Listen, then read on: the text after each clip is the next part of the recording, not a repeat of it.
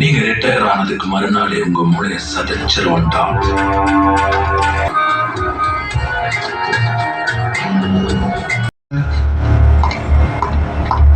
Information யாரு? கருப்பு தானே? ஆமாங்க சார், கருப்பு தான். ஓ, தேங்க்யூ சார். பயப்படக்கூடாது, அப்பா மாதிரி தைரியமா இருக்கணும். ஆட்டோக்கு 800 ரூபாய் கேக்குறாங்க. இது 800 ரூபாயா? ஆமா. என் பக்கத்துல வேற ஆட்டோவே இல்லையா? வேற பக்கத்துல ஆட்டோவே இல்ல, இது ஒண்ணுதான் இருக்கு. நான் வேற எனக்கு பழைய லால்சேட்டா பார்க்கணும். முடியுமா உன்னால?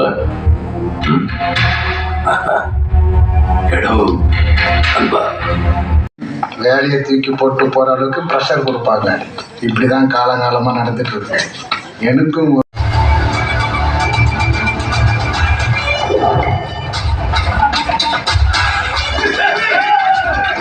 என்ற ஒரு திரைப்படம் வந்திருக்கு. அனலி என்றால் என்ன? இந்த கட்டி விரியன், கண்ணாடி விரியன் மாதிரி கண்ணாடி விரியன், அது ரொம்ப கொடுமையான. இந்த பாருங்களேன், இந்த வெரைட்டிஸ்லாம் பாருங்களேன், இதான் வந்து கண்ணாடி விரியனுடைய இதுகள். இது கடிச்சதுன்னா பெரிய விஷயங்கள் அது மாதிரி இருக்குது. எனக்கு படத்தை அதுக்கு என்ன சம்மந்தம்? ஒரு பெண் ஊருக்கு வருகிறார்கள். எங்கள் ஊருக்கு சென்னைக்கு வருகிறார். எப்போதும் சென்னையை மையமாக வச்சு தான் நம்மளால் கதை பண்ண முடியும். அப்படி தான் பண்ணுறாங்க. ஏன்னா லொக்கேஷன்ஸ்லாம் கொஞ்சம் கிட்டத்தில் போயிடலாம் வரலாங்கிறதுனால ஆர்டிஸ்ட்டு டெக்னீஷியன்லாம் கொண்டு போகிற பிரச்சனால சென்னை தான் மையமாக வச்சா. கோயம்பேடில் வந்து இறக்குறாங்க. எப்போ கோயம்பேடில் இறங்கிய காலங்கள் என்பது அது எப்போ எடுக்கப்பட்ட படம் என்பது தெரிந்து விட்டது. இதில் என்னென்னா ரெட் ஜெயண்ட் மூவிஸ் தான் இதை டிஸ்ட்ரிபியூட் பண்ணுறாங்க. ரெட் ஜெயண்ட் மூவிஸ் வந்து விநியோகம் செய்வதென்றால் கதை தரமாக இருக்க வேண்டும்.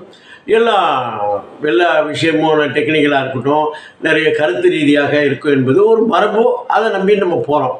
ஓகே, ஒன்றும் ஏமாற்றவில்லை என்று நாம் நினைத்து கொண்டாலும், ஆனாலும் படம் வந்து ஒரு திருப்திகரமாக ஒரு பெண்ணு தன்னுடைய ஒரு 8-9 வயசு 10 வயசு புள்ள கூட வந்து இறங்குறாங்க.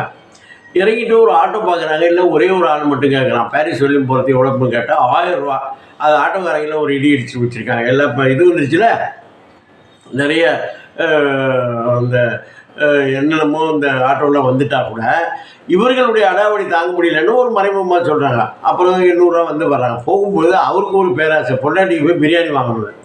ஒரு இடத்துல பிரியாணி போகிறாங்க. நீங்கள் எது போனால் அவங்க கேக்கை வந்து அருவாளில் வெட்டி பார்த்தோம்ல, அருவாளில் வெட்டி ஒரு பெரிய கேங்ஸ்டர் கும்பல். அது இன்டர்நேஷ்னல் லெவலில் அந்த செம்மறை கடத்தல் இதெல்லாம் போயிட்டுருக்கு.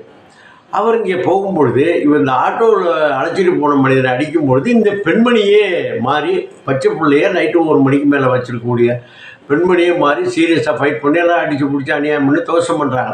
ஒரு ரிவால்வர் ரீட்டா அந்த காலத்து விஜயலலிதா ரேஞ்சில் பண்ணுறாங்க. ஓகே, கதை என்பது ஒட்டி வரும். அப்போ இதில் என்னென்னா, இதில் வந்து அவர் காப்பாற்றப்பட்டாரா, அவரை காப்பாற்றினாரா, இவரும் மாட்டிக்கிட்டாராங்கிறது தான் கதை. அது ஸ்க்ரீன் பிளே விஷயம் பண்ணலாம். இதில் என்ன விஷயம்னா, நம்ம பீவாஸோட பையன் சக்தி இருப்பார்ல, அதில் வில்லனாக அறிமுகமாகிறார். ஏற்கனவே ஒரு குழந்தை முகமாக இருந்தவர் என்ன பண்ணுறாருனாக்கா, நாங்கள் நிறைய விஷயங்கள் பண்ணி நிறைய படங்கள்லாம் பண்ணிட்டா கூட இப்போ வந்து அந்த முகம் வாசோட முகமாக இப்போ தான் ஒருங்கிணைந்து வருகிறது. வயதானத்தினாலேயும் கொஞ்சம் வயிறில் போகும். அவர் நல்ல ஆர்டிஸ்ட், நல்ல ஆக்ஷன் கிங்கு, நல்லா பண்ணக்கூடிய பர்சன் தான். இப்பொழுது வயிறெல்லாம் பெருக்க விட்டு சதையெல்லாம் போட்டுக்கிட்டு வந்திருக்கிறார். வில்லன் வாய்ஸ் கூட மாற்றிருக்கிறார். மாடுலேஷன் டைரக்டரோட புள்ள பண்ணியிருக்கிறார். இதில் ஃபைட்டு அந்த ஹீரோயினாக வந்த தயாரிப்பாளர் தான் அவர் வந்து செய்திருக்கிறார். அப்புறம் யாருன்னு ஒத்து பார்த்தா யார், அதுதான் படம். போய் பாருங்கள். பார்த்தா குடும்பத்தோடு பார்க்கலாம். இதில் வந்து செக்ஸு அந்த மாதிரி சில விஷயங்கள்லாம் இல்லை.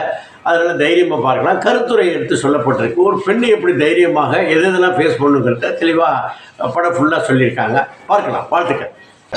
Kuchili kumba, pichili jimba, pichili gila, pagati, pachadu botum, jinjaru chita,